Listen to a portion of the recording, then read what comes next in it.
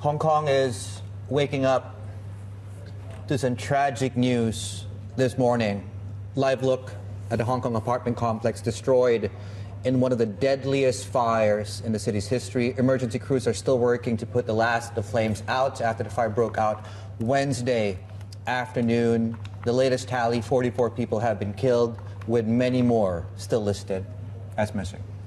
Yeah, that's right. It's certainly an issue where authorities are trying to get to the bottom of exactly what sparked this blaze. And also, as you said, those arrests have already been made and criminal investigations are going to be proceeding. But you are watching the China show this morning. I'm Annabelle Drewlers with David Inglis, and as we said, this is the news of the morning, really, and a complex that was built in the 1980s. It has about 2,000 different flats as well. It had been undergoing a very lengthy renovation, so it's a huge loss of life, essentially, and hundreds of people still unaccounted for. Yeah, the latest toll coming through, 250 plus. I think that's going to go up as well, given the latest numbers that have come through since we woke up this morning. It's worth keeping in mind, of course, the extent to which the fire has already lasted. And as we were just pointing out, firefighters are still trying to put out the last of the flames. First reports around mid-afternoon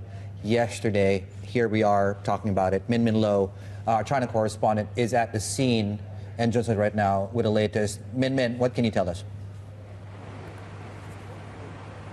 Yeah, I mean, it's really a devastating night. This fire has been raging on for over 17 hours now. And if you look behind me, we can see through some of the apartments, they are still blazing with fire. And there are powerful water jets that are still being deployed. It's really a horrifying night for many of the residents that are just so anguished by this and just figuring out where they're going to stay next. You know, some of them are saying that they don't have insurance for the homes, and they were just shocked at how fast and how quickly the fire spread. And this was a point of contention because the authorities did acknowledge that the fire spread, the speed of that spread was very unusual. The scaffolding had caught fire. This entire housing compound is over 40 years old. They are all subsidized housing units, and it was undergoing heavy renovation. So there were all these bamboo scaffoldings that were surrounding them, very characteristic of Hong Kong. You add to that, again, very typical of Hong Kong, these units are very, very close together, very densely packed. So the fire was spreading quickly. And the government is now handling a criminal investigation because they suspect they have already found substandard building materials used. They found polystyrene materials covering the windows, and they said that the green netting, the plastic sheetings, if they meet compliance standards, they're supposed to be fire resistant. And they suspect that the wrong materials that did not meet requirements were used. So they've arrested 3 people, and that investigation is ongoing. And residents are certainly going to be demanding answers about why those substandard materials were being used here.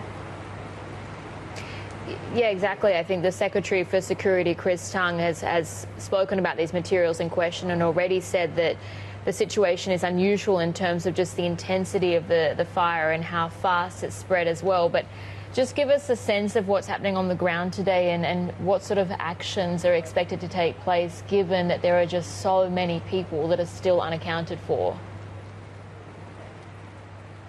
Yeah, I mean, right now, this road, the entire area, all the roads coming in are blocked, and the entire road is now filled with fire trucks, police trucks. It's very busy at the moment. The firefighting is ongoing. There are hundreds of people still unaccounted for. But really, if you look behind me, the buildings are completely black. They look burnt out. It looks like the shell of the buildings left. And of course, the authorities are also focusing very much on what to do for the residents that are displaced, right? So they have opened up community centers nearby. They're going to keep them open overnight so people could stay over as well. They have identified about 1,400 empty apartment units across the city that people could stay in temporarily. And President Xi Jinping has also called for an all-out rescue effort. We heard from Hong Kong Chief Executive John Lee. He also paid tribute, especially to that firefighter, just 37 years old, I believe, and he's been working as a firefighter for 9 years, and he perished during part of the rescue efforts as well.